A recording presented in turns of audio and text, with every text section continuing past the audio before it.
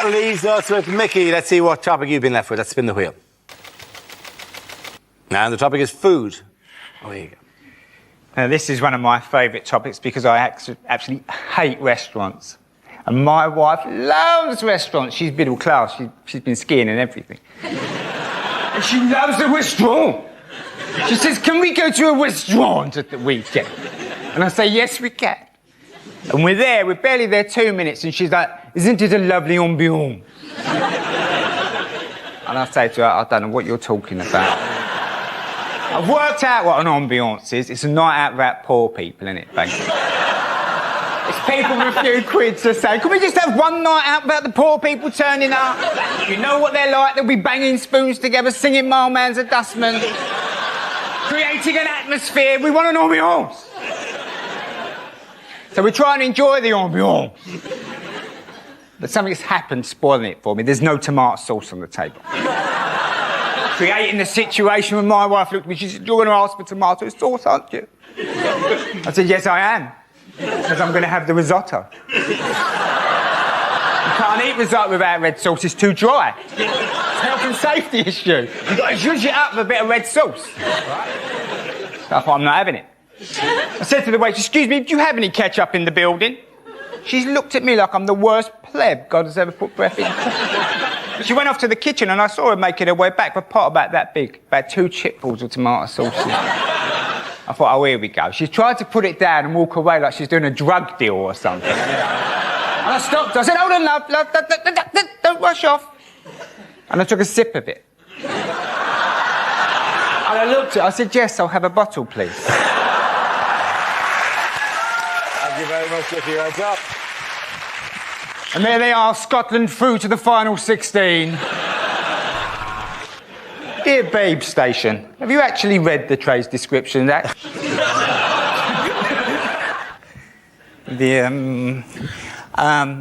few years ago, my wife and I had a baby. Well, we didn't have it straight away. We had to cook it up for a little while. And so she suggested we go to these classes run by the National Childbirth Trust in our local area. They're very middle-class antenatal classes. They're run by this fascist breastfeeding woman.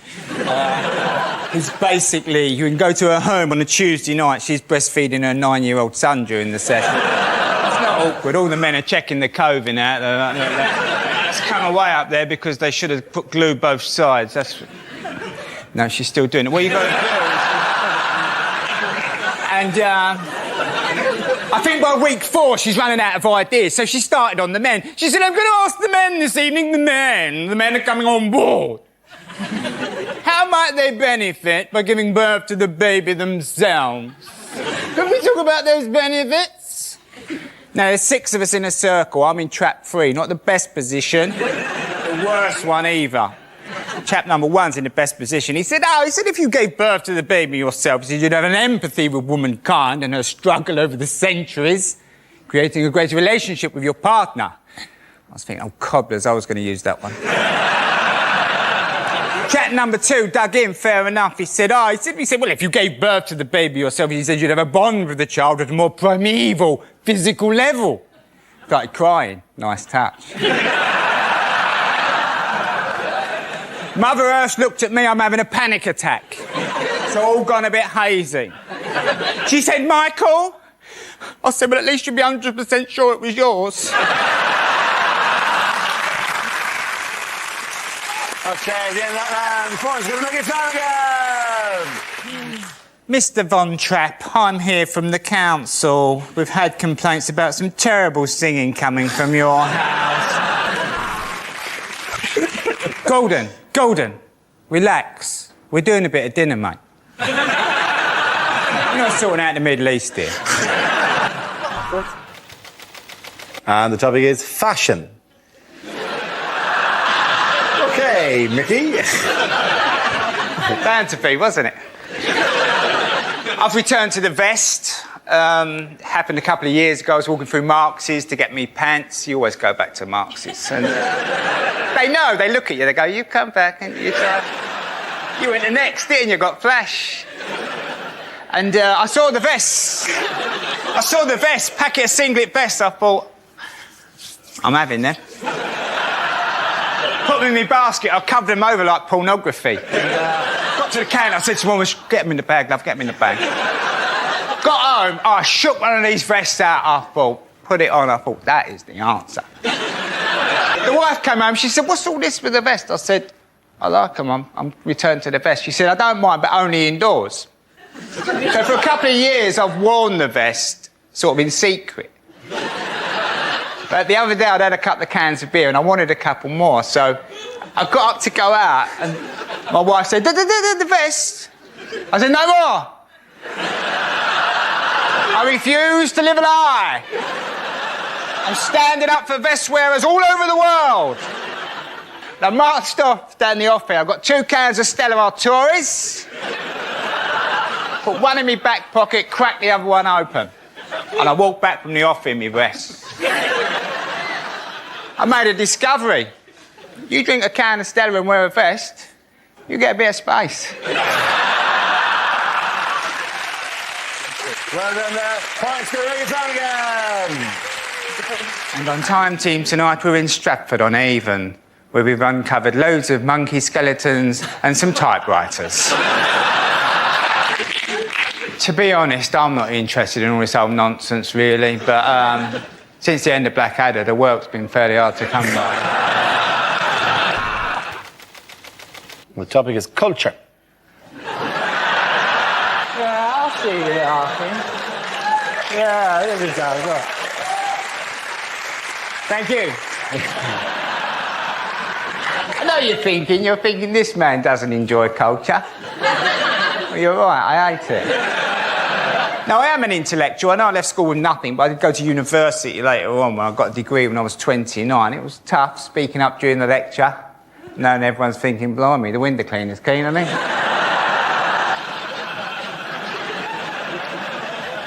But when I came out, when I got the degree, I thought, that's it, I'll be interested in things now, when it's all going to be fine. So I thought I'll go back to the art galleries again. Went into the art gallery. I don't like art galleries. I'm never quite sure how long you're supposed to look at the pictures for. I should give you a bit of guidance, you know, because I can crack on in a gallery, I really can. 3 or 4 minutes, boss, that's not bad, that's not bad, that's not bad. Just mess that up. I can be over by the door in about 5 minutes. The wife's crying at a Matisse. Come on, love, there's a Weatherspoons round the corner.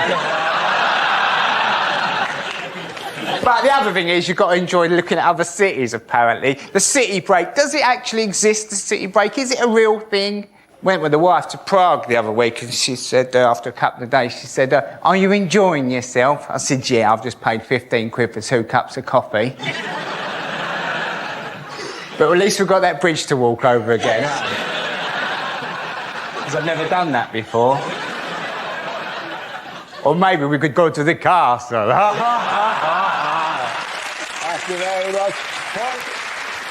Who's the chap in the A team who would not get on the aeroplane? Was it A, B, or B, A? What's the name of that round thing that they throw in the Olympics? Discuss. Answer, it is fashion. Now, I'll tell you about fashion. Now, a few years ago, I was looking for a new image. So I started going on stage like this, thinking that'll create an image for me. They'll go, oh, you've seen the geezer, stunning looking, where's his top button done? But I subsequently found out the image this tends to create is you're a wanker. So I looked into the whole issue of it, and I'll tell you the situation with the shirt button, OK? So, because the people don't really thought of like that, they tend to undo their top button. There we go, it's better, isn't it? However, it's not enough, still a bit too high, still a bit of tension in the room. What you really want is one more. Watch. See that? It's palpable, isn't it? Everyone's going, whoa, thank God for that. That is the level of buttonage we require from a man going out for the evening to the all bar one. Very good. However, if I go one more, I'm suddenly back to being an arsehole again.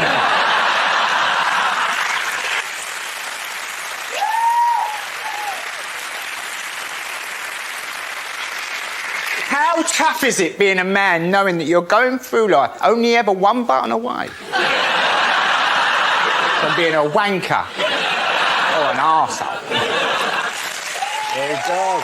Well done all of you. The points there. And go to Simon and Mickey. Come on, let's sit down. Here, Sarge, pass us the art section out the Guardian, will you, mate? I was about to arrest her, Sarge, but to be honest, my bottle went because she shouted out, "I put a curse upon you! Okay.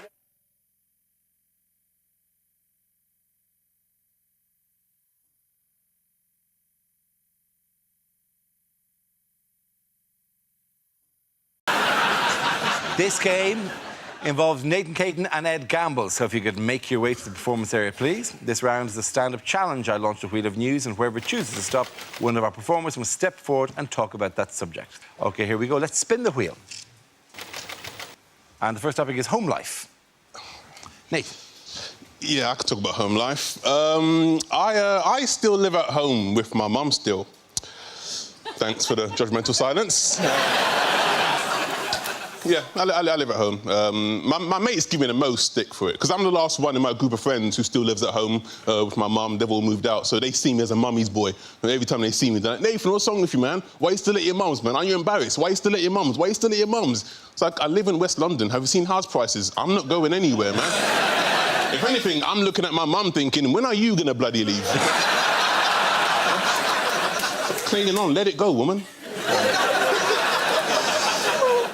She's gonna slap the black off me when she sees this. So yeah, I like peace and quiet. Although, to be honest, at home, I'm not getting a lot of peace and quiet at the moment, mainly because of my mum and my stepdad.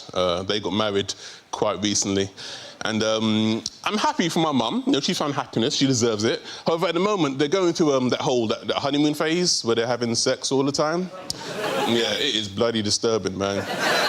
Because my bedroom is like right next door, so like every time they do it, I hear everything. Like a few Saturdays ago, right? It's late at night, I'm about to go to sleep. From next door, I can hear my stepdad going, "Oh yes, oh yes, oh yes, oh yes, oh lord, oh lord, say something nasty, say something nasty, say something nasty." So I screamed out, "You're not my real dad!" Thank you very much, Nathan. OK, that leaves us with Ed. Let's see what topic you've been left with. And the topic is diet. I hope this isn't just a hint that I need to lose weight. Because I've lost quite a lot of weight recently. Anyway, I've lost about 6 stone in the last 3 years. Cheers, guys, thanks. I mean, no. Too late, you went with the British reaction. Thank you very much. Couldn't give a shit, mate. Carry on. We don't... Stop showing off. We don't want to hear about it. Found myself in a bit of a nightmare situation recently. I went to the Middle East to do some gigs. Now, that bit was nice, that was lovely, but they put you up in a hotel where the food is all-you-can-eat buffets 3 times a day for 10 days. Now, this is a nightmare scenario for me because I cannot be trusted at an all-you-can-eat buffet. Sometimes I don't even remember the buffet bit. All I remember is picking up a plate and I'll wake up 6 hours later covered in rice and sauce. And I can't theme a buffet. I can't theme a buffet either. I won't pick up a plate and go, "Oh, I'll have some rice, I'll have some curry. Well done, Ed, you've made yourself an Indian meal."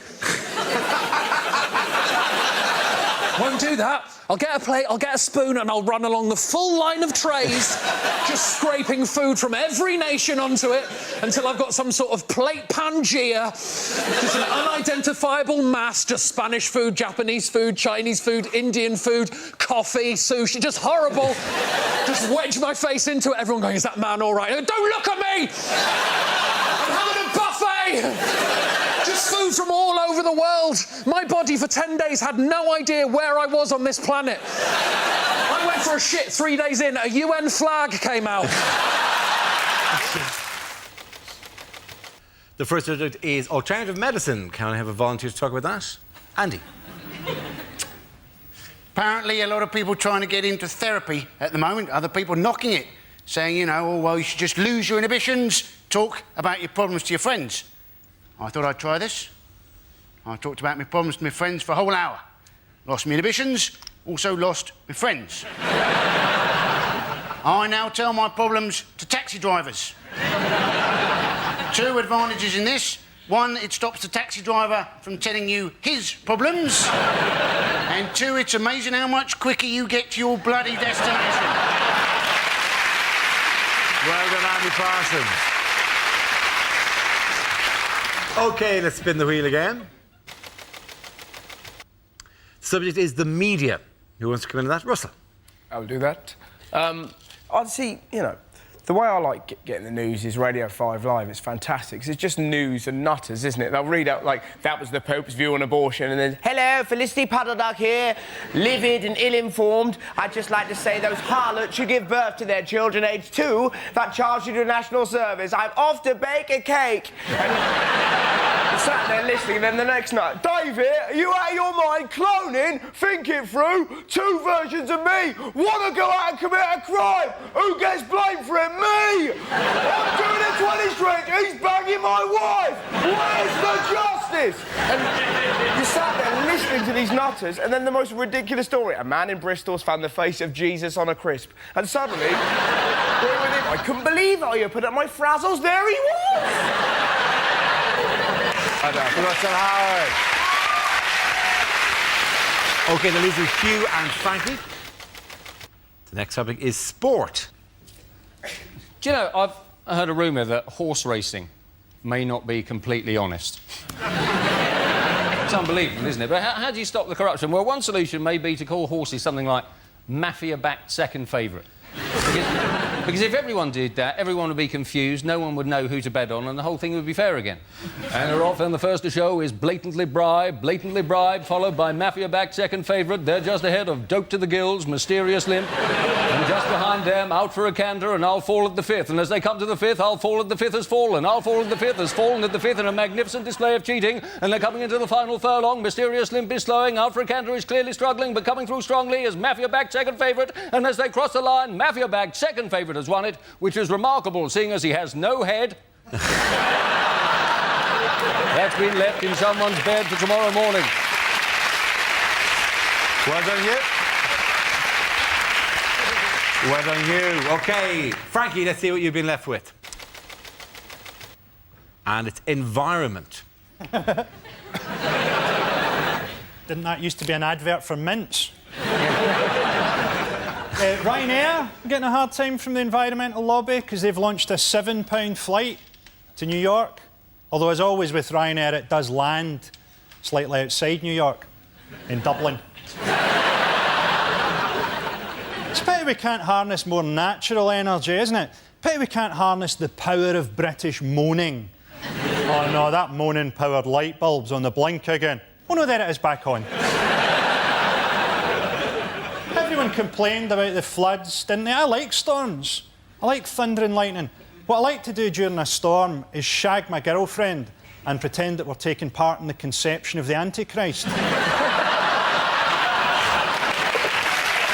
Royal, ladies and gentlemen. The first subject is relationships. Who wants to come in that? Reese.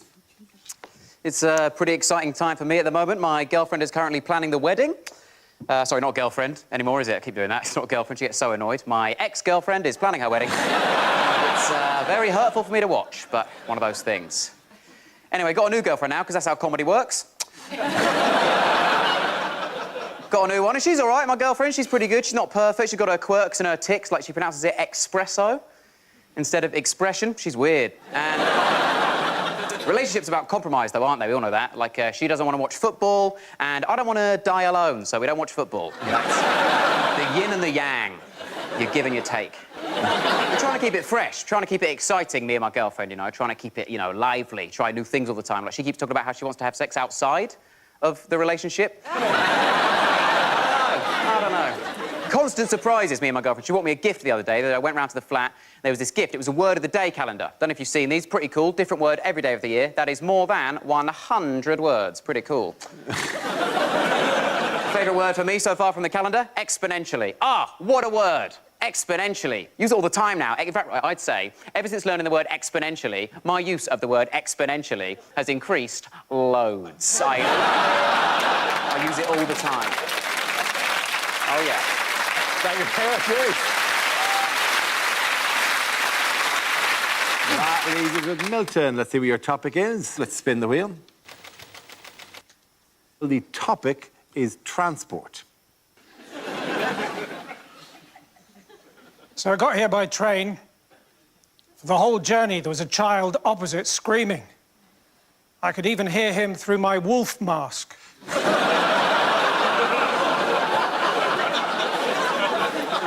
But it was a quiet carriage and people were getting annoyed, so in the end, we both stopped howling. Then a stewardess got on the train. She looked at me and said, "Do you mind if I do my makeup on the train?" I said, "Well, it's still going to look like a train, isn't it?"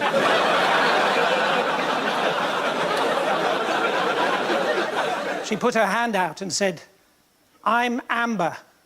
I said, "Yes, I think you've overdone the makeup." Anyway, one thing led to another, and, well, I'm going to skip a bit now.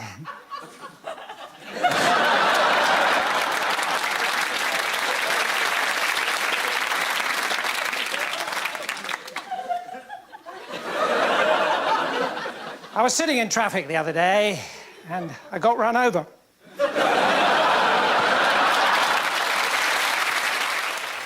The first subject is jobs. Who wants to come in that? Glenn. There were loads of jobs I wanted when I was a kid, whether it was starting up a Ouija board business with my great-great-great-great-great-great-grandfather,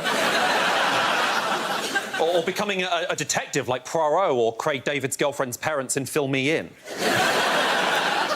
I always wanted to be a movie star, you know, like a proper method actor like Eddie Murphy, because, you know, Eddie Murphy is so method and so committed that to get into the role of a vet in Dr. Dolittle, Eddie Murphy actually spent 10 years starring in lots of other shit films. It's so expensive everywhere you go if you don't have a job, you know? Like, I stopped getting haircuts after a while because there's hidden costs even when you get a haircut. Like, you think you're paying for just the haircut, and then at the end of the haircut, the hairdresser does that really annoying thing where they try and convince you to buy one of their mirrors and go, "Oh, what do you think of this?" Do you know what I say? I say, "I don't want to buy one of your mirrors. I want you to wash my hair at an angle I've otherwise never been at." So expensive everywhere you go. Like, I used to get the bus to work every day. Get this, £29 per bus journey. £29 per bus journey is insane. And not as insane as this woman who used to sit on the top deck every day with a microphone telling us where in London we were. But £29 per bus journey, you can't even afford a roof. It takes 3.5 hours to get between Buckingham Palace and Westminster. Neither of which are places I work at. But, you know, for the first time in my life, I thought, I've got a job. I can buy things. I can buy things for my room. I can buy a chest of drawers and a desk lamp and a flashing neon halal sign for my window. And when you get a job, you think, oh, great, now I'm a proper grown-up. Next step, getting married, having kids, so I can be one of those proper adults who can call themselves on Facebook and LinkedIn a father to 2 amazing daughters, mother to 3 amazing sons. And I can't call myself that because I don't have those kids, and people don't really like it when I call myself a nephew to 3 gorgeous uncles. Thank you very much, Glenn. OK, that leaves us with James. Let's see what your topic is. Let's spin the wheel. And the topic is growing up. Oh, I thought it was feet for a second there. You grow up in little bits and increments, in my opinion, bit by bit. I think the first time you become even a little bit of a grown-up is when your parents start letting you make your own squash. It's a big day, because until then, my mum was making all the squash all the time, and I don't want to offend her if she's watching, but it was the weakest-ass squash I've ever had. It was so bad, I'd have to squint it. Like, I guess that's got a vague orange tint to it. I'm trying to imagine what that tastes like as a flavour when I'm drinking it. Then you go around some other kid's house whose parents are a bit more laissez-faire. That squash knocks your socks off. It's incredible. I'd be like, whoa, you got access to this squash on the daily? He's like, yeah, but my parents don't pay me much attention. I'm worried they don't love me. It's like, I would leave it all in a heartbeat. So one sip of this squash. Tell your dad I love him. Tell your dad I love him. I had to make a squash for my nephew recently. First time I made squash since I was living with my parents. I haven't done it in between because I'm an adult who doesn't have kids. And I know there are some adults watching who don't have kids who drink squash, but let me tell you, if you are the kind of person who drinks squash even though there's no kids in the house, you got bodies in the walls and heads in the freezer.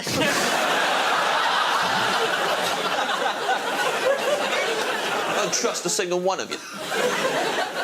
I was out of practice making squash and I had to make it for my nephew, let me tell you. I should have really, given myself a side view so I could see the glass proper, but I didn't. I'm 32. I got so close to the glass still, so I looked straight down at it. Just straight down. It was just a flat circle. I had no idea of depths or dimensions. I hoofed it in. I damn near gave that kid type 2.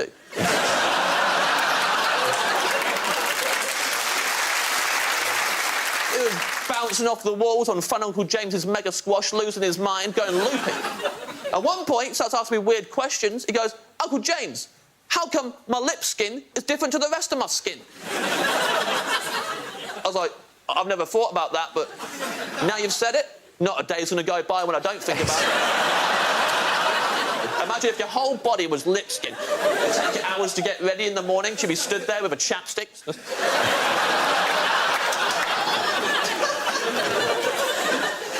That's if you were the only one covered in lip skin. Obviously, you'd have a little chapstick. If we were all lip skin and that was just the whole human race, then there'd be like a giant chapstick in the living room from floor to ceiling, rotating at the speed of a kebab spit. And the whole family would line up like cats on a scratching post. Always in the morning. And then we'd walk out into a world where no one could shake hands for fear of becoming aroused. Thank you very much, James. End of that round, Paul's going to James Acaster. Well done. The first subject is credit crunch. Who wants to come in on that? Andy Parsons. Now, the government have got this idea that what they want to do is bankers who've lost their jobs, they want to retrain them as teachers, but in half the time it would normally take to train a teacher. I bet the teachers are happy about that, aren't they?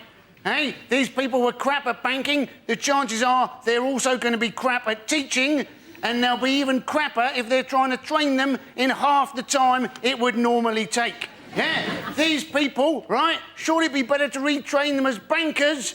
That is what they were crap at. Well done, Andy Parsons. OK, let's spin the wheel again. The subject is eating out. Who wants to talk about that? Rod. I ate out the other day. That's what I went to Cardiff Bay. It's all changed, you know. They've done it all up, and it's all European development money. And some of the places now have got tables outside. It's al fresco dining in Wales.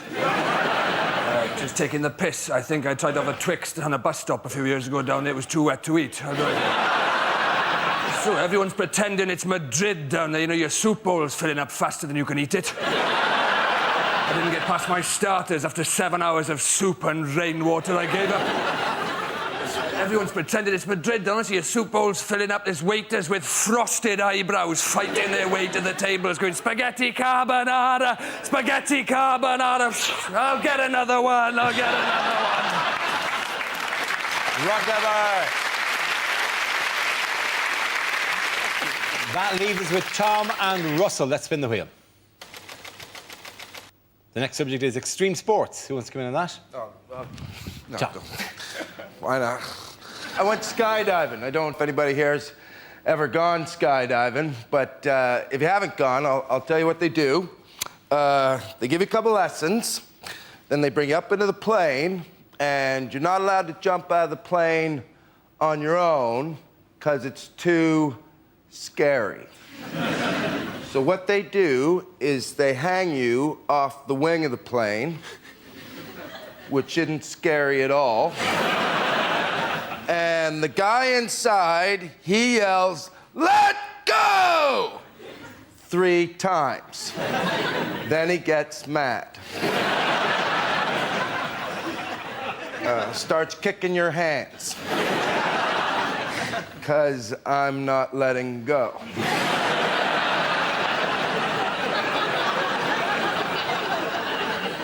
We all skydive different. I skydive with a big plane in my hand.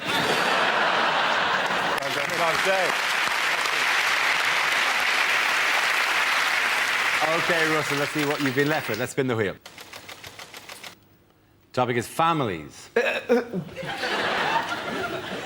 Well, families are quite peculiar. Mine are wonderful. I went to Brighton the other day, and my uncle was like, watch out, it's full of gays, and they'll get you. They'll get me. They're gays, they're not ninjas. Not gonna... I'm so glad that I was raised by lunatics. I remember one of the weirdest stories I had happen to me when I was little. I was 8 years old. I was in Lanzarote. I just put some rubbish in a bin. I came around a corner and I was confronted by 2 werewolves, right? Turned out it wasn't werewolves, it was my mum and dad. Ah, ha, ha, isn't it hilarious? Not really, I've shat myself, right?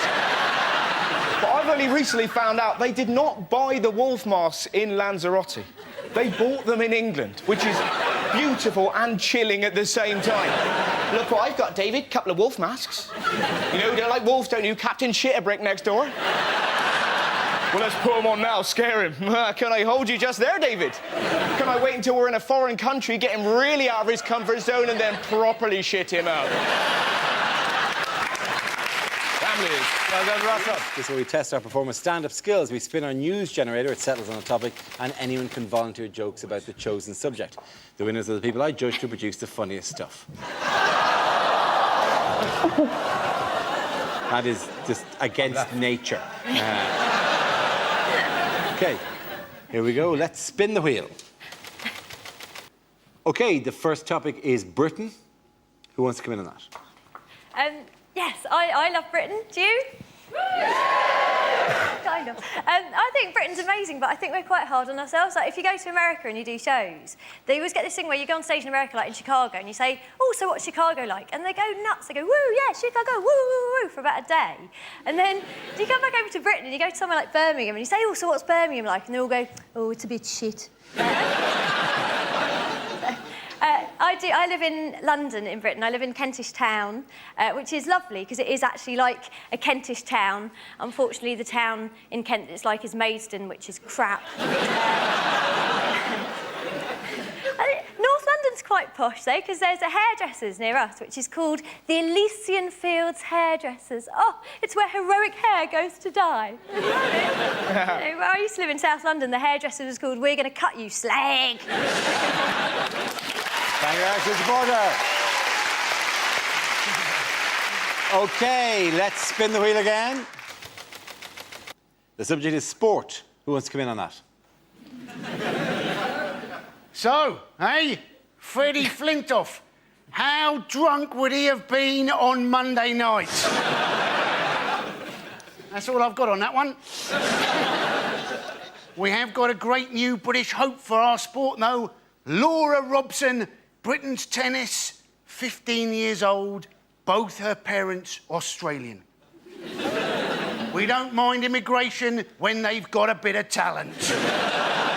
We object to people sneaking into Britain on a rubber dinghy unless they can do it really bloody quickly. Thank you very much, Ali Parton. OK, that leaves us with Greg and Russell. Let's spin the wheel. The next topic is education. Who wants to come in on that? Russell. I remember school being fun. I think my favourite moment ever in life, pretty much. There was a girl in our school called Lydia. She was trying to make her calculator work. She was repeatedly knocking it against a desk. And after about an hour, our teacher went, Lydia! How would you like it if I banged you against the desk?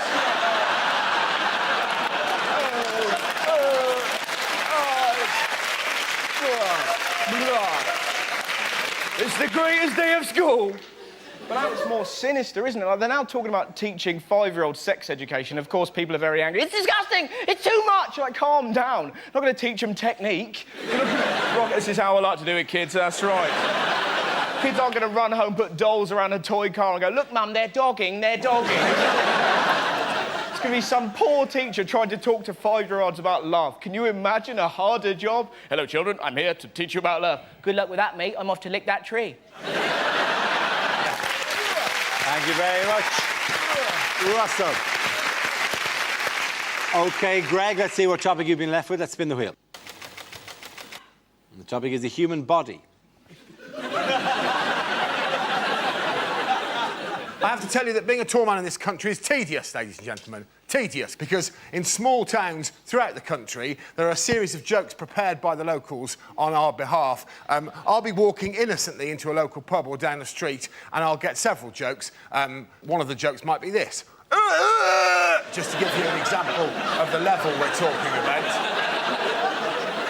Another joke might be, what's the weather like up there? It's freezing. There's a massive climate change in this amount of space here, you toothless buffoon.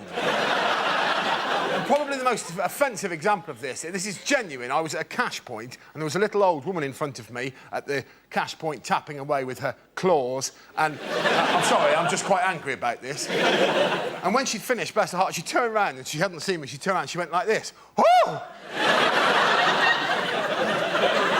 Maybe not that sexually. She said, oh! And then with no hint of irony at all, she asked me this question. Would you like a job at my house, changing light bulbs?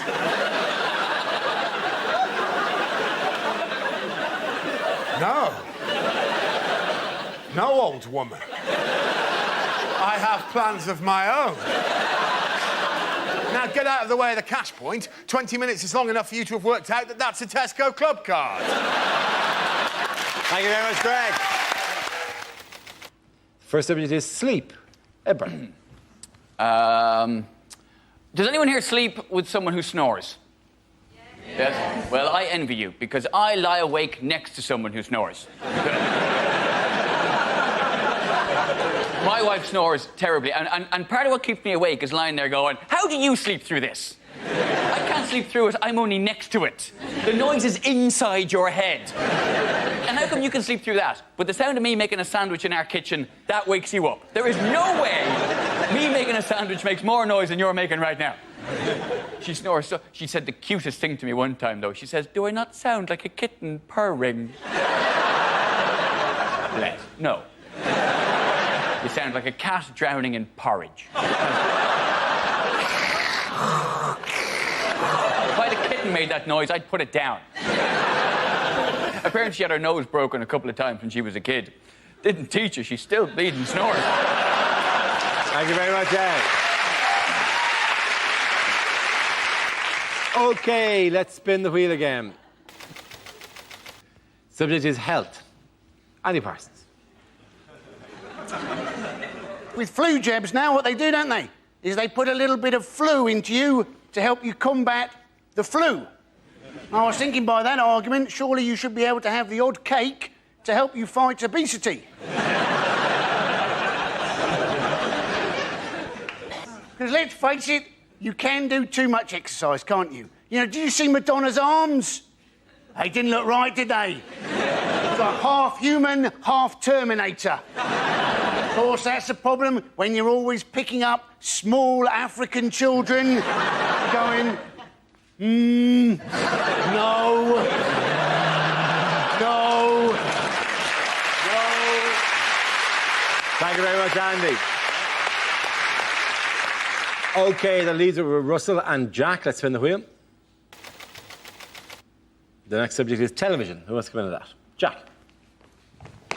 I get very frustrated with pretty much everything on television. I find adverts at the moment particularly annoying, like the banking adverts, because they're trying to portray bankers as being nice people. Like, they've got this one at the moment for, like, a mobile bank that travels around the country, and you walk in and there's your friendly local bank manager acting like a hairdresser, like, nattering away. You know, you walk up to the till, it's like, oh, how was your holiday? I went camping. Oh, why did you go camping? Because you lost all of my money!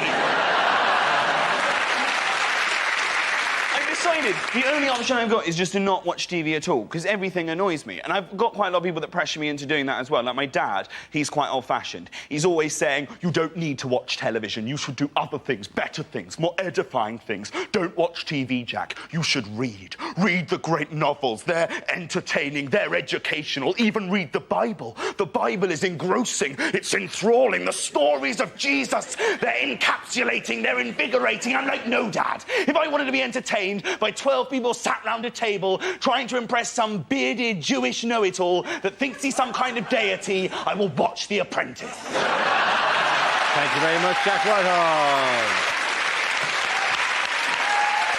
OK, Russell, let's see what you've been left with. Let's spin the wheel. That's fitness. Could have been camel toes. Now... I was in the gym the other day. I was in a locker room, and a 5-year-old boy ran in and jumped into a locker. Now, sometimes you know you're just going to have an incident, right? You could hear him in there giggling. He was like, and you knew what he was going to do. He was going to jump out and scare his mates, because his mates appeared seconds later, like, where's Stephen gone? Where's Stephen? He was near a minute ago. This is most irregular. And he waited, not for his mates, but for 3 huge naked men. It was fantastic. They were kind of walking past, and this little kid leapt at those men like a cat with rabies. It was incredible, right? Just from nowhere, the noise they made, I've never heard a noise like it. They sounded like a tugboat getting molested. It was like,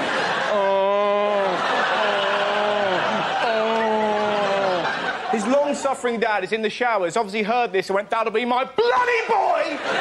Ran back, confronted this glowing hellbeast and went, Stephen, what have I told you about acting up in public? And this little kid cut his dad down with one very simple sentence. Dad, your willy's moving? You're just there going, oh, the world is a better place.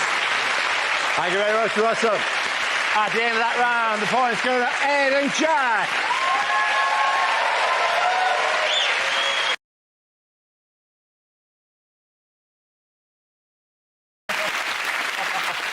We start with a round called If This Is the Answer, What Is the Question? On the board are 6 categories. Gina, which category would you like? Entertainment news. OK, entertainment news. The answer is 50 nights. What is the question? Is it how long does it take me to successfully build an IKEA wardrobe? Is it if an MP spent 1 night in a hotel, how many nights would he claim for? Is it how much of a start was Stephen Hawking given at this year's London Marathon? Oh, and so it begins! And so it begins! The show has been going 10 seconds. How many nights per year does the Queen sneak away to do karaoke? under the alias of Big Mama. Is it how many late shifts would you have to do at B&Q before you came to dismiss life as a grotesque pantomime? Is it dogs often go to fetch help when their master is in trouble? How long would you have to be lying dead before your cat gave a shit?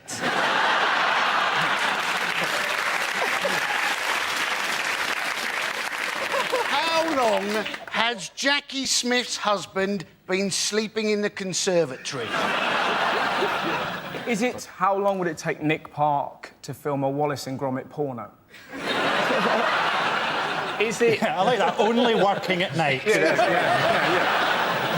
How long did it take Lady Gaga to perfect tucking her penis between her legs?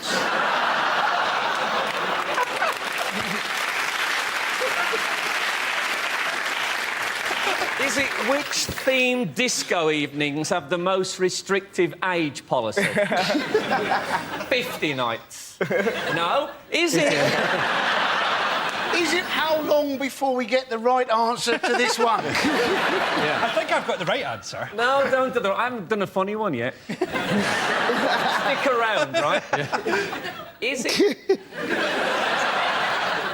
it generally speaking what separates 51 days? You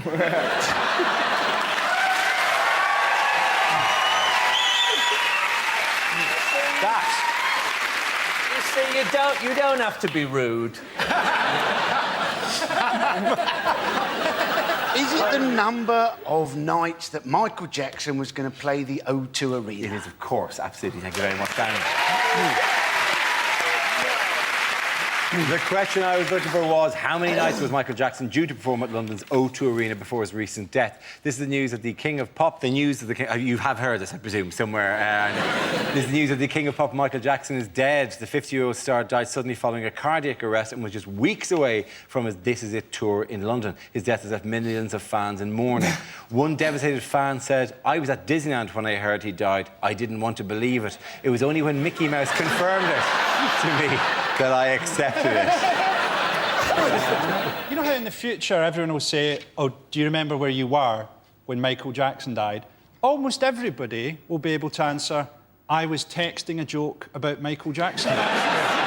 Even the doctor that was announcing that he died had a look across his face like, I've got one.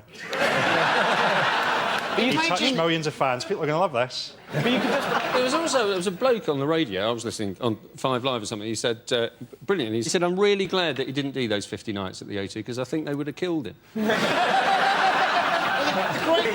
People reacted to his death very differently, didn't they? Yeah. I mean, like Jermaine Jackson was on the news saying that he wished that he'd died instead. Do you see that? Yeah. And I reacted differently. I wished that he'd died as well. There are, now that he's dead, 13 singles in the top 40. So the Spice Girls, they know what they've got to do, don't they? Now we play a round called Don't Stop Till You Get a Laugh. This game involves Frank, Andy, Frankie and Russell, so if you could make your way to the performance area, please. This is where we test our performers' stand-up skills. We spin our news generator, it settles on a topic, and anyone can volunteer jokes about the chosen subject. The winners are the people I judge who produce the funniest stuff, OK? Here we go, let's spin the wheel. First topic is parenting. Who wants to come in on that? Andy Parsons. Getting quick. You may have seen that there was a woman gave birth recently who was 72 years old. That's not right, is it? You don't want to be a kid struggling to walk to find out your mum's in exactly the same state. But in this country, it's been more, isn't it? The young people who've been giving birth. Alfie Patton, supposedly a dad at 13 years old. And then they were saying, oh, no, he's not the dad, some people. I don't know what's going to happen to Alfie now. Maybe he's going to have to join Fathers for Justice. Hey, he's probably got a superhero costume, hasn't he? Thank you very much, Andy. OK, let's spin the wheel again. Subject is history. Who wants to come in on that? Frank. Let's do it. Yes, history. I think it's important not to trust history. Don't take things for granted. I watched that film, The Elephant Man, recently, and it suddenly struck me after all these years that the Elephant Man doesn't actually look like an elephant. He doesn't. The Elephant Man doesn't look like an elephant. If anything, he looks like fresh ginger. Now, obviously, if you're putting up posters trying to sell a freak show, you can't say, coming soon, the Ginger Man. Or people are going to think, OK, they're not the best-looking people in the world, but I'm not paying to see one.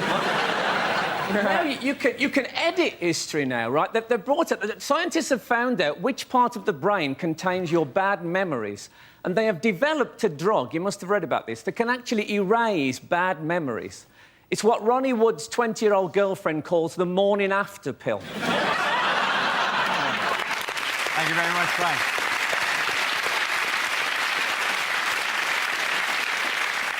That leaves us with Frankie and Russell. Let's spin the wheel.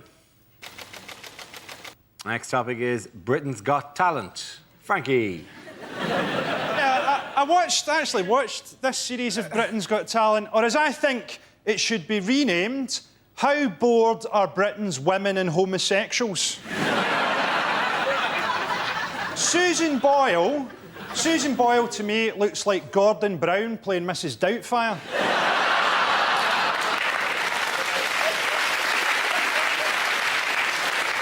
She was on Oprah Winfrey in America, and they subtitled her. And people in West Lothian, where she's from, were absolutely horrified, as many of them can't read. She says that she's never been kissed, and on that evidence alone, Scotland's alcohol problems are not as bad as first thought.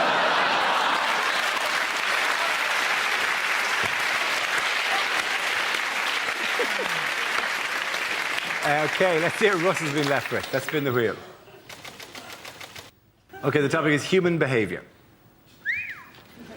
Some things you can't help doing. Do you find this? Like, if you get a cold can of Diet Coke, it's not enough for you to go, that is freezing. You have to find somebody you love and put it on their face. You can't... You don't do that with any other food. This soup's boiling in your eyes, but... For some reason, you become a fizzy torch. All right, Mum, Fanta, to the knee! We're all fairly peculiar. Sometimes you think weird thoughts. I was in Tesco the other day. I was offered a bag for life, and I found myself going, I can't commit to that. You know? I don't know what bags are going to be like in the future. I feel like a tool if I got a plastic one in 2024. People go, I've got a new bag, it packs itself and speaks Spanish. Piece of shit. What can you do? I can suffocate a child. That's all you're good for. He can speak Spanish, I can hurt your hands on long journeys. Very good. Well done, Russell. Points there go to Andy and Russell.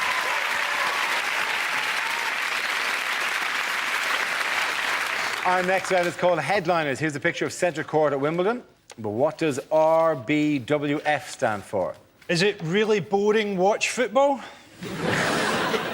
Regular bunch of white folk. Is it? Russin' bussin' winner Federer. Russin' bussin' winner Federer. What's that then? What is that? Is that like I think that's from Scooby-Doo. As Captain Caveman commentating on... Is it replace balls with fruit? All right, let's move towards the correct answer if we can, really please. both Williams's fellas? Is it simply rich bastards watch final? There was a touch of that, all right, yeah. Excellent. More tennis for the people. For those, is it record-breaking Wimbledon final? It is record-breaking Wimbledon final. Thank you very much. You'll watch this. We're excited. Do you know the most amazing thing about the final? Tim Henman commentating on the final. What does he know about it? To be honest, none of us were interested. As soon as Murray got knocked out, we weren't bothered. And it was hilarious how fickle we were. We were like, come on, Andy, do it for Britain. Game, set, match, Roddick. You Scottish bastard! Straight away. Andy Murray, I think, is, like we've got to admit, is a brilliant British #1. Yes. We're not taking anything away from him, but let's not forget the British #2 is actually Adrian Chiles. And the #3 is just the concept of disappointment. For many years, there wasn't a British #1, it just started at 2. Did you see the other British guys that got knocked out in the first round? Some of those guys turned up with snooker cues. I mean, you're right, Frankie, because I, in fact, had 2 weeks at the David Lloyd Tennis Centre, and I'm now Britain's #6. At the end of that round, the points go to Frankie, Hugh and Gina.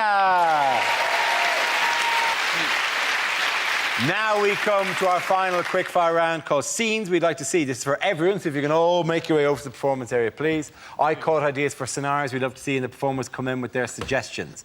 Right, here we go. The first subject is things you wouldn't hear from a weather forecaster.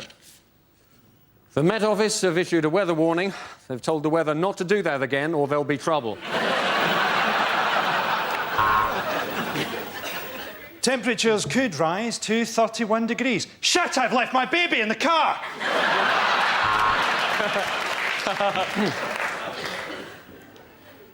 A hurricane tonight will be caused by low pressure and God's hatred of homosexuality. A huge depression over Scotland, and now the weather. And finally, a warning to hay fever sufferers. Don't come sneezing near me or I'll rip your face off. So, here's the summary. Monday shite, Tuesday shite, Wednesday shite, Thursday bollocks.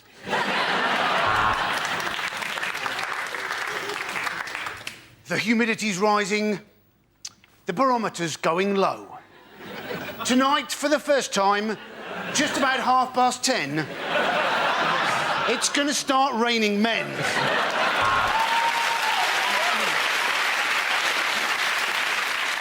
The outlook's bright for the weekend. I've got 3 grams of coke in my pocket and my wife's on holiday. Well, let's go to Carol on the roof of Television Centre. She's not meant to be there. She's just a bit depressed. This part of the country is going to stay hot and wet for quite some time because that's where my girlfriend lives. Oh, yeah. So, it's going to be between 17 and 21, but Berlusconi won't date older than that. It was raining cats and dogs last night. I should know. I was throwing them off my roof.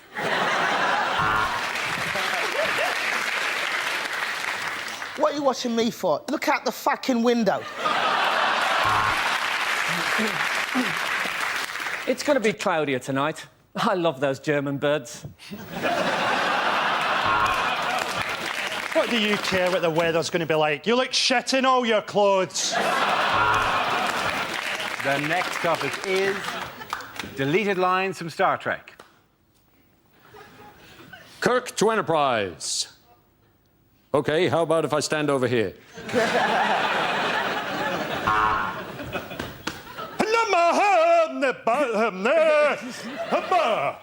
Scotty, that's the most convincing your accent has ever been. Captain, I can see an alien ship approaching. It's not showing up on the radar. It's a circular vessel, some sort of lettering and number... Oh, no, sorry, it's my tax disc.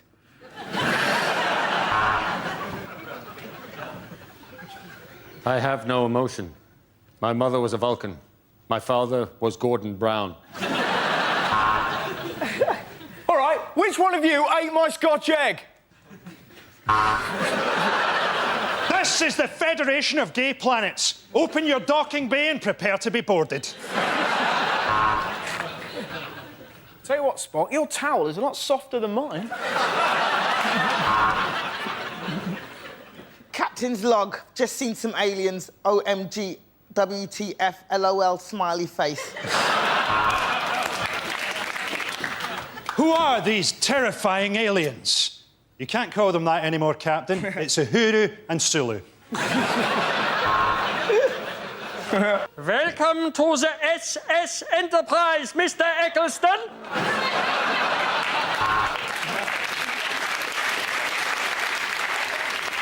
Now, which one of you put your red top in the washing with all the yellow ones? There's going to be some changes around here. They call me Captain Tatty Bojangles. What's wrong, Captain Picard? What's wrong? I'm a serious Shakespearean actor, and I'm talking to the ambassador of the fucking worm people! At the end of that round, the points go to Russell, Frank and Andy!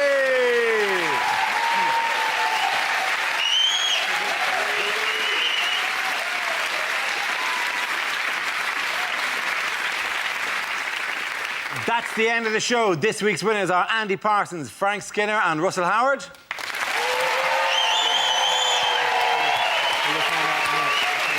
Commiserations to Frankie Boyle, Hugh Dennis and Jeannie Asheray. Thank you for watching. I'm Dara Breen. Good night.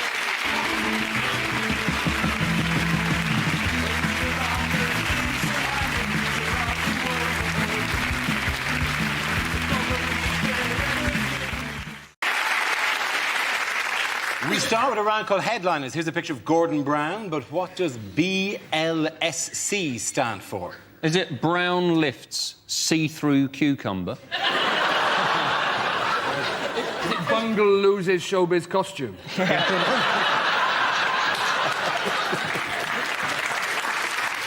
Is it Bonnie Langford's sex change? Yeah.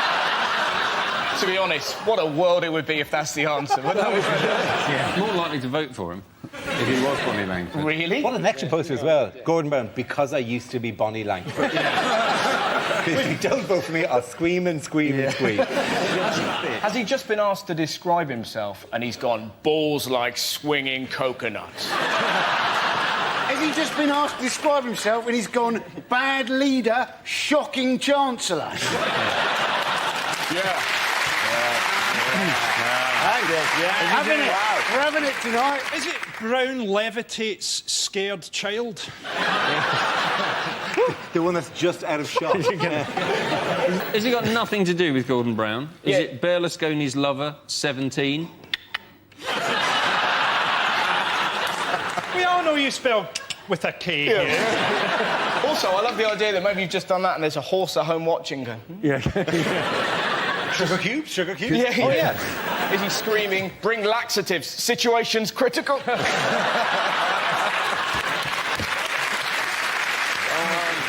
Listen, let me move you towards the correct answer. Is it Brown's leadership style criticised? Yes, it is. Oh. Yes, you are. Very good, thank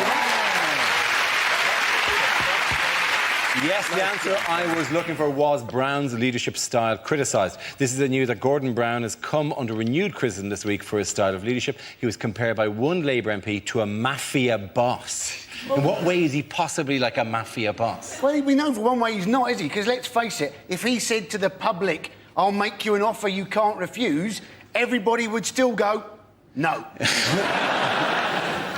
Is it a case of mistaken identity where somebody thought they woke up next to a horse's head, but what they'd actually done was just fallen asleep in a cabinet meeting next to Margaret Beckett? Caroline Flint basically got sacked by Brown and then said that the entire cabinet was really laddish. And you're like, what? Miliband and Alistair Darling? Watch out, we're going to Iron Apple. Yeah. He said that Brown was scary and had an intimidating side. Yeah. And you think, well, why doesn't he show that? Anyway, why doesn't he intimidate Al-Qaeda? Why doesn't he intimidate David Cameron? Why is it that the personality he chooses to present to the world is of an old woman's cushion that's been left out in the back garden for cats to piss on? Gordon Brown is so devoid of any life that if he was a cartoon character, this is the stage where they'd be drafting in a sidekick.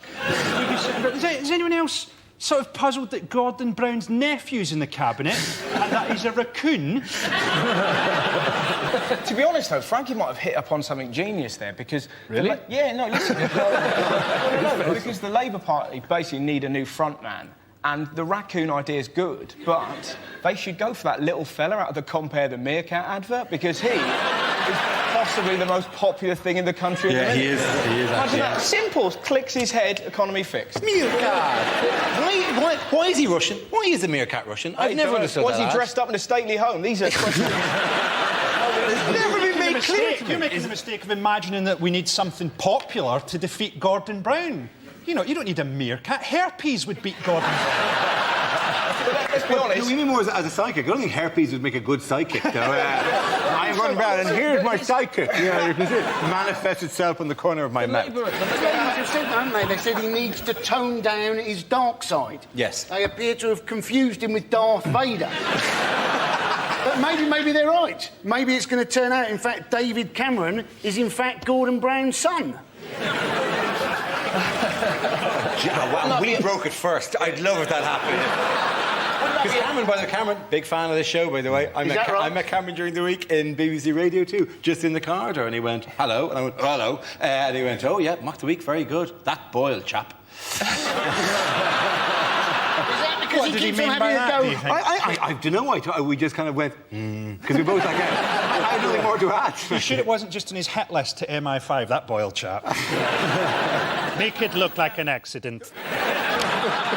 This was a criticism made by female Labour MPs, yes. Wasn't it? Because they're not been put in the new cabinet. Yeah. Who wants to be put in Gordon Brown's cabinet? That's like being handed a set of pilot goggles by Emperor Hirohito.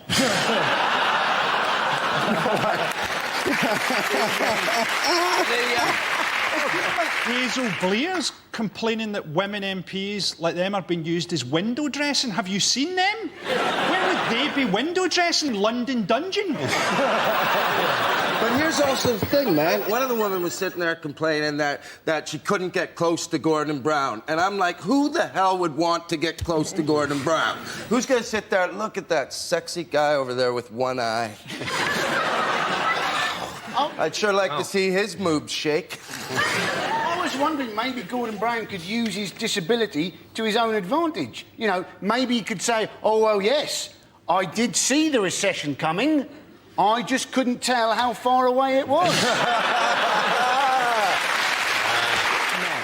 This game involves Andy, Rod, Tom and Russell. So if you could make your way to the performance area, please. This is where we test our performers' stand-up skills. We spin our news generator, it settles on a topic, and anyone can volunteer jokes about the chosen subject. The winners and the people I judge should produce the funniest stuff. OK, here we go. Let's spin the wheel. The first subject is credit crunch. Who wants to come in on that? Andy Parsons. Now, the government have got this idea that what they want to do is bankers who've lost their jobs, they want to retrain them as teachers, but in half the time it would normally take to train a teacher. I bet the teachers are happy about that, aren't they? Hey, these people were crap at banking. The chances are they're also going to be crap at teaching. and they'll be even crapper if they're trying to train them in half the time it would normally take. Yeah, these people, right, surely it'd be better to retrain them as bankers. That is what they were crap at. Well done, Andy Parsons. OK, let's spin the wheel again. The subject is eating out. Who wants to talk about that? Rod. I ate out the other day. That's what I went to Cardiff Bay. It's all changed, you know, they've done it all up and it's all European development money, and some of the places now have got tables outside. It's al fresco dining in Wales. Just taking the piss. I think I tried to have a Twixt on a bus stop a few years ago down there. It was too wet to eat. So everyone's pretending it's Madrid down there. You know, your soup bowl's filling up faster than you can eat it. I didn't get past my starters after 7 hours of soup and rainwater I gave up. Everyone's pretending it's Madrid, don't they? Your soup bowl's filling up. There's waiters with frosted eyebrows fighting their way to the tables going, spaghetti carbonara, spaghetti carbonara. I'll get another one, I'll get another one. Rocklever. That leaves us with Tom and Russell. Let's spin the wheel. The next subject is extreme sports. Who wants to come in on that? Oh, no. Tom. Why not? I went skydiving. I don't know if anybody here has ever gone skydiving, but if you haven't gone, I'll tell you what they do. They give you a couple lessons, then they bring you up into the plane, and you're not allowed to jump out of the plane on your own because it's too scary. So what they do is they hang you off the wing of the plane, which isn't scary at all. And the guy inside, he yells, "Let go!" 3 times. Then he gets mad. Starts kicking your hands. 'Cause I'm not letting go.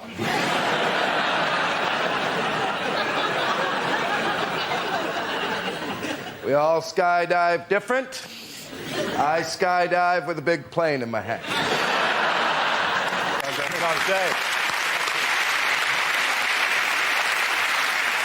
OK, Russell, let's see what you've been left with. Let's spin the wheel.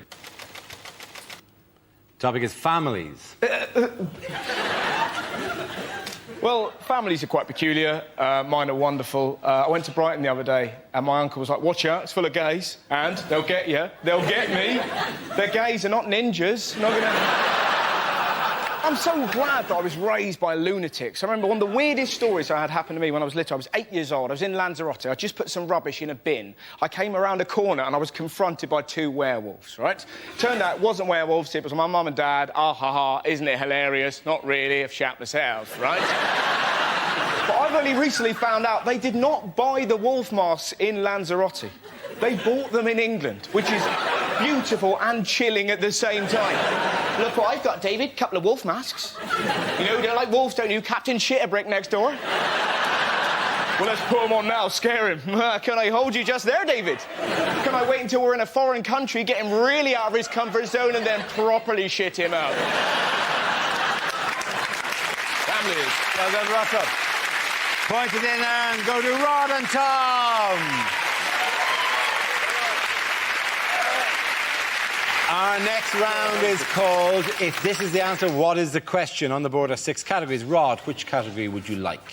The media, please. Right, the media, OK. The answer is 1 million. What is the question? How many Asian children are Brad and Angelina planning to adopt? Is it, how many times could I punch Adrian Chiles in the face without making him uglier? Is it in a poll of 1 million people? How many people hate Cristiano Ronaldo? Is it? Yes, clearly neither he nor his mother were in the poll then. No. Is it how many men will take their kids to watch Harry Potter this week simply to see how Hermione's getting along?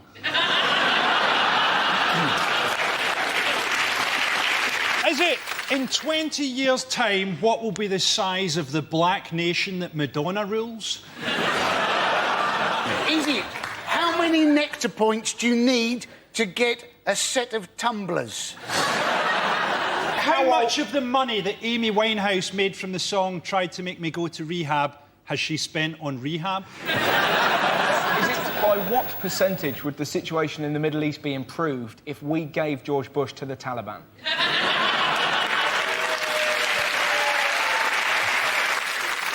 What number would you get if you took everybody in Scotland who gave a shit about the Ashes and added 1 million?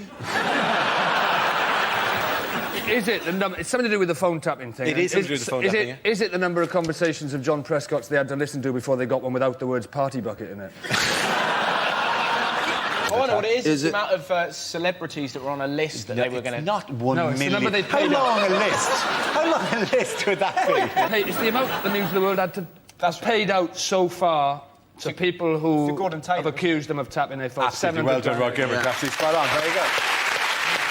We come to our final quickfire round called Scenes We'd Like to See. This is for everyone, so if you can make your way over to the performance area, please. I call out ideas for scenarios we'd love to see, and the performers come in with their suggestions.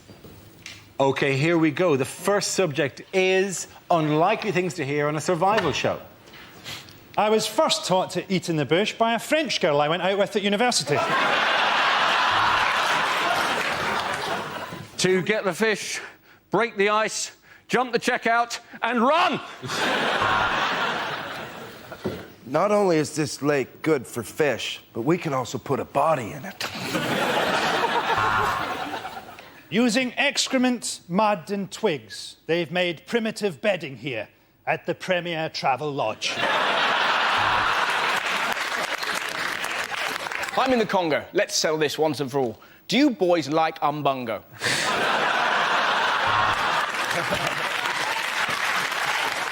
Here I am in the jungle. The mighty jungle. I win my way, I win my way, I win... But who are the truly civilised? Is it the Mbupi tribe, or is it us, with our books, our medicine, and our internet? Oh, yes, it's us.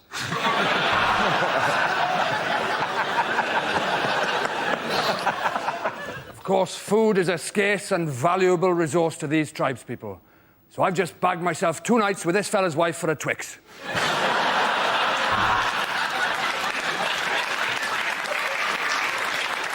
You know, Ant and Dec think that their jungle's pretty tough. Well, they joined me today. There was no food, so I ate them.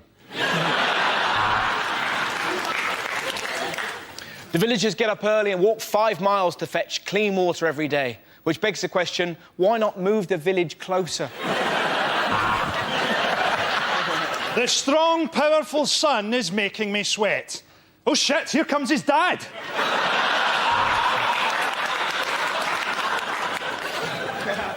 I've been living in these woods for 3 weeks now, but that's what happens if you're married to the Home Secretary and she catches you watching porn. I'm Bear Grylls, and this is my brother, Wolf Stir Fry.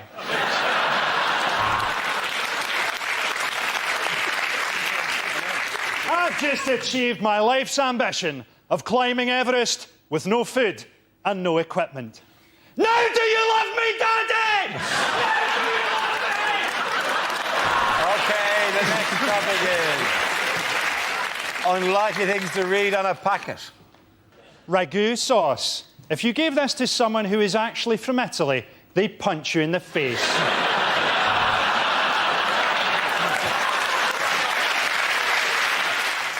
To open, push down tab, break tab, swear repeatedly, stab with a pair of scissors! Serves 4, you greedy bastard. Now put some of that back.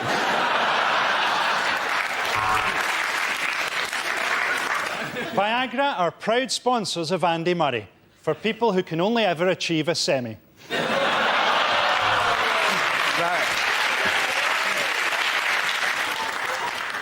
Bag may also be used for autoerotic asphyxiation. Fair trade coffee. If you don't like it, you're racist.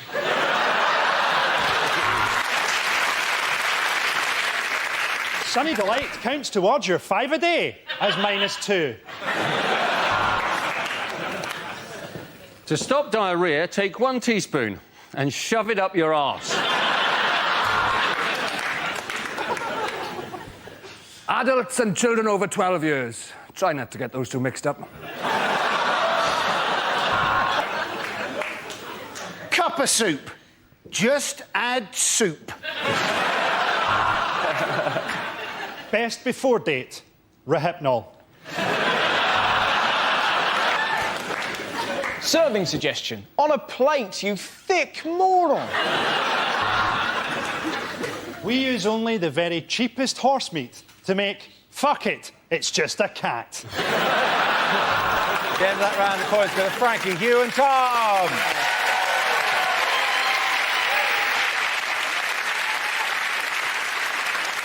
That is the end of the show. This week's winners are Frankie Boyd, Hugh Dennis and Tom Stade. Commiserations to Andy Parsons, Rod Gilbert and Russell Howard. Thank you for watching. I'm Dara Breen. Good night.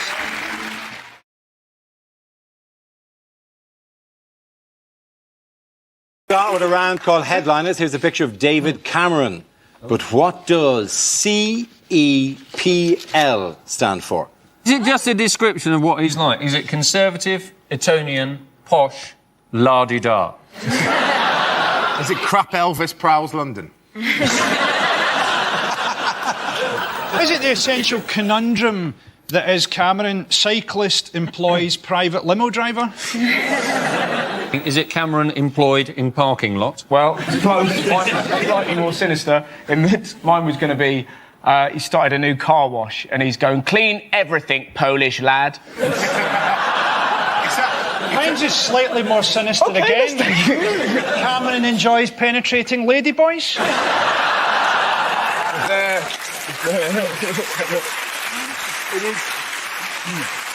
That is, you're right. Slightly more sinister than employing a Polish man to clean cars. Yeah. Is it Cameron 80% lizard?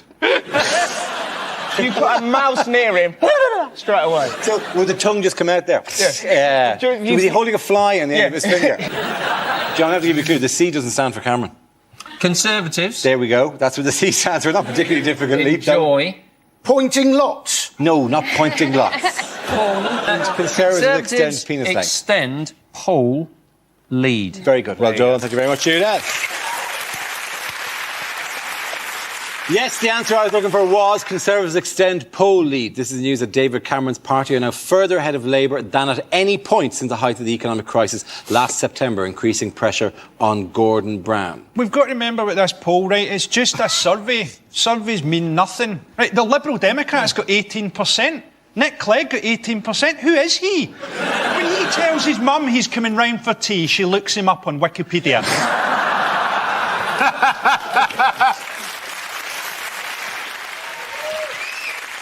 Now we play a round called Four Horsemen of the Apocalypse. This game involves Lucy, Greg, Andy and Russell, so if you could make your way to the performance area, please. This is where we test our performers' stand-up skills. We spin our news generator, it settles on a topic, and anyone can volunteer jokes about the chosen subject. The winners are the people I judge to produce the funniest stuff. That is just against nature. OK, here we go. Let's spin the wheel. OK, the first topic is Britain. Who wants to come in on that? Yes, I love Britain. Do you? Kind of. I think Britain's amazing, but I think we're quite hard on ourselves. Like, if you go to America and you do shows, they always get this thing where you go on stage in America, like in Chicago, and you say, oh, so what's Chicago like? And they go nuts. They go, woo, yeah, Chicago, woo, woo, woo, for about a day. And then you come back over to Britain and you go to somewhere like Birmingham and you say, oh, so what's Birmingham like? And they all go, oh, it's a bit shit. I live in London, in Britain. I live in Kentish Town, which is lovely because it is actually like a Kentish town. Unfortunately, the town in Kent it's like is Maidstone, which is crap. North London's one's quite posh, though, because there's a hairdresser's near us, which is called the Elysian Fields Hairdressers. Oh, it's where heroic hair goes to die. Isn't that it? Where I used to live in South London, the hairdresser was called We're Going to Cut You, Slag. Thank you very much, Mr. Porter. OK, let's spin the wheel again. The subject is sport. Who wants to come in on that? So, hey, Freddie Flintoff, how drunk would he have been on Monday night? That's all I've got on that one. We have got a great new British hope for our sport, though. Laura Robson, Britain's tennis, 15 years old, both her parents Australian. We don't mind immigration when they've got a bit of talent. We object to people sneaking into Britain on a rubber dinghy unless they can do it really bloody quickly. Thank you very much, Ali Parsons. OK, that leaves us with Greg and Russell. Let's spin the wheel. The next topic is education. Who wants to come in on that? Russell. I remember school being fun. I think my favourite moment ever in life, pretty much. There was a girl in our school called Lydia. She was trying to make her calculator work. She was repeatedly knocking it against a desk. And after about an hour, our teacher went, "Lydia! How would you like it if I banged you against the desk?"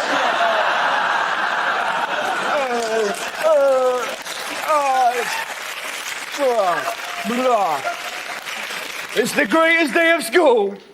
But now it's more sinister, isn't it? Like, they're now talking about teaching 5-year-old sex education. Of course, people are very angry. It's disgusting! It's too much! Like, calm down. Not going to teach them technique. Right, this is how I like to do it, kids. That's right. Kids aren't going to run home, put dolls around a toy car and go, "Look, Mum, they're dogging, they're dogging." It's going to be some poor teacher trying to talk to 5-year-olds about love. Can you imagine a harder job? "Hello, children. I'm here to teach you about love." "Good luck with that, mate. I'm off to lick that tree." Thank you very much, Russell. OK, Greg, let's see what topic you've been left with. Let's spin the wheel. And the topic is the human body. I have to tell you that being a tall man in this country is tedious, ladies and gentlemen. Tedious, because in small towns throughout the country, there are a series of jokes prepared by the locals on our behalf. I'll be walking innocently into a local pub or down the street, and I'll get several jokes. One of the jokes might be this. Just to give you an example of the level we're talking about. Another joke might be, "What's the weather like up there?" It's freezing. There's a massive climate change in this amount of space here. You toothless buffoon. And probably the most offensive example of this is genuine. I was at a cash point and there was a little old woman in front of me at the cash point tapping away with her claws. And I'm sorry, I'm just quite angry about this. And when she'd finished, bless her heart, she turned around and she hadn't seen me. She turned around and she went like this. "Oh!" Maybe not that sexually. She said, "Oh!" And then with no hint of irony at all, she asked me this question. "Would you like a job at my house, changing light bulbs?"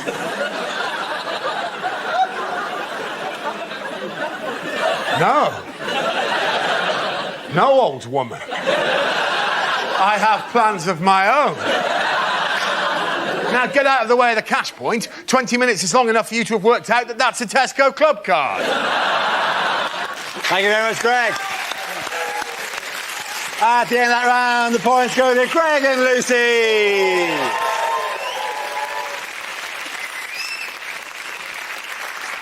Our next round is called If This Is the Answer, What is the Question? On the board are 6 categories. Greg, which category would you like? Science, please. OK, science is the category. The answer is 40 years. What's the question? What is the average waiting time at Glasgow A&E on a Friday night? Is it for how long would I happily follow Beyoncé up an impossibly tall ladder? Is it? Sorry, Is it how long would it take to cook John Prescott? Is it? Medium rare. Yeah. What is the youngest my balls have looked? Is it how much older does Dara look than Russell? Is it, on average, how long does it take me to knock one out to loose women? Genuinely? Depends who's on the panel, I feel. That average can sway quite a lot. The day you were on it was fantastic. I'm doing it next week, and what I really don't want is to be thinking, oh, what's Frankie Boyle doing right now? You'll be thinking... it's a safe bet, Lucy. To be honest, even if I'm not watching it, it's just that time of day.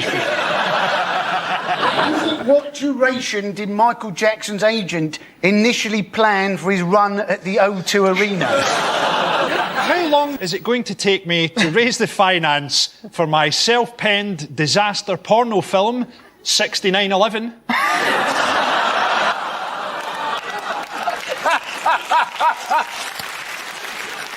It's about space. It's about space. It's about space. I know the answer, Hugh, please. I know the answer. Is it for how many years has Buzz Aldrin looked in the mirror and gone, it should have been me? That is essentially the answer. Do you want to give the answer in a slightly more?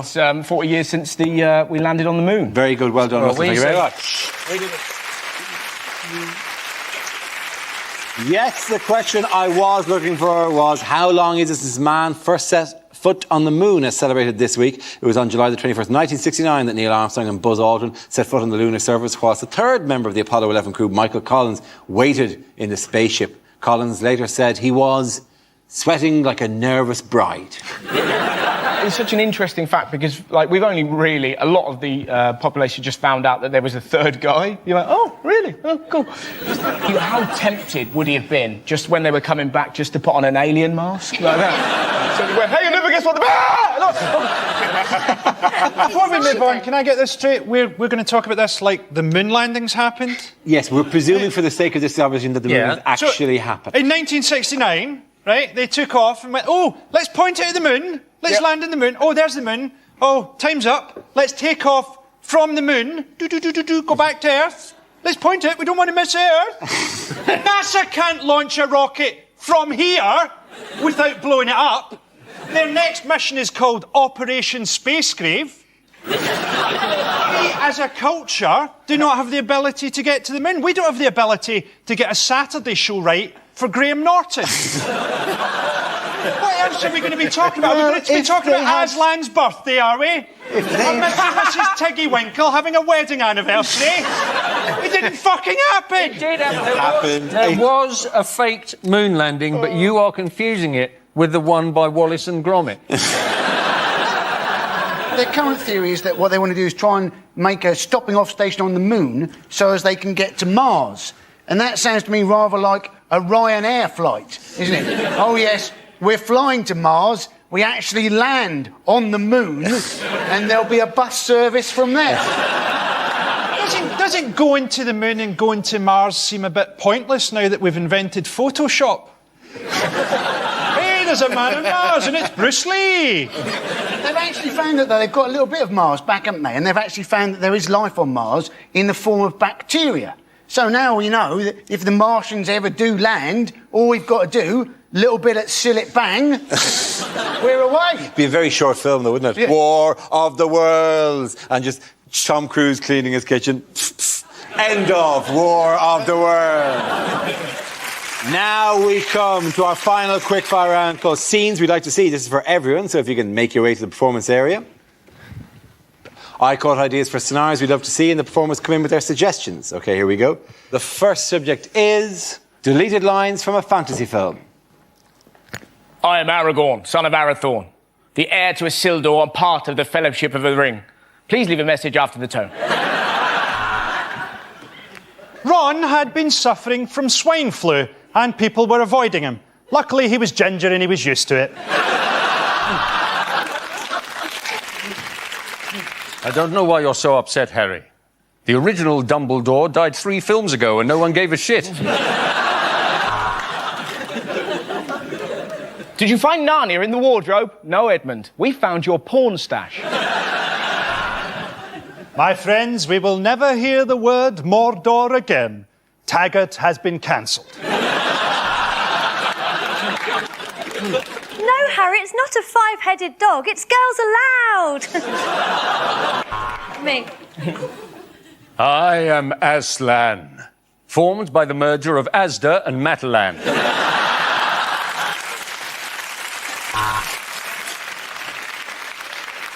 We had only been there for a day, but to us it felt like 15 years. That's Birmingham. Did you honestly think I could be defeated by someone younger? I am Arlene Phillips!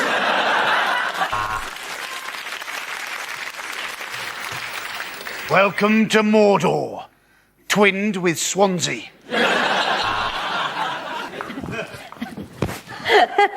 This will never work, Frodo.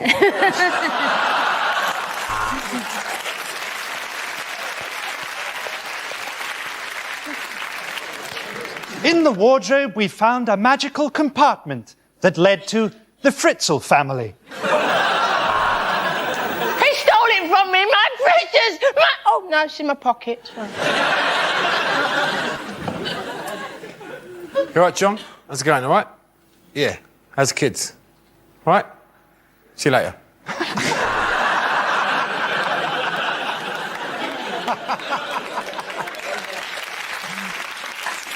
I'm not a dwarf, I'm a lesbian. The next topic is things you don't want to hear from your flatmate. That's my milk in the fridge. I squeeze it out of my tits with a vice.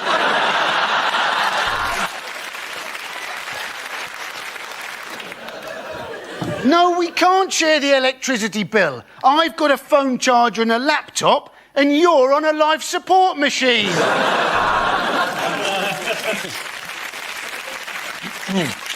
My last flat was just like Friends. Have you seen the one where Joey kills everybody? I love talking to you. With you, I can be my real self.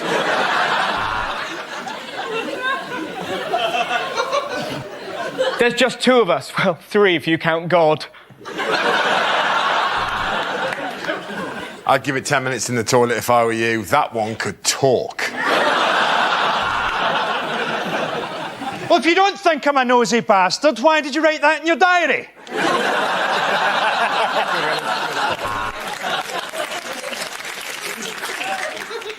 Oh, that's just a novelty shower gel in the shape of a webcam. Hey, you said there wasn't enough room to swing a cat. Look at this. Loads of room. Oh, a Mr. G had called. He says it's time. I don't see why I should pay for half the loo roll when I never use any.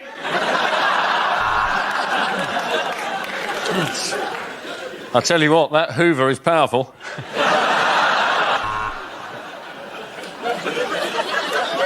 OK, there's one certain way to find out who ate my yoghurt, an AIDS test.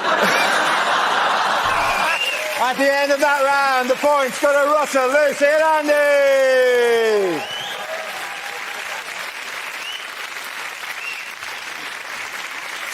And that's the end of the show. This week's winners are Andy Parsons, Lucy Porter and Russell Howard.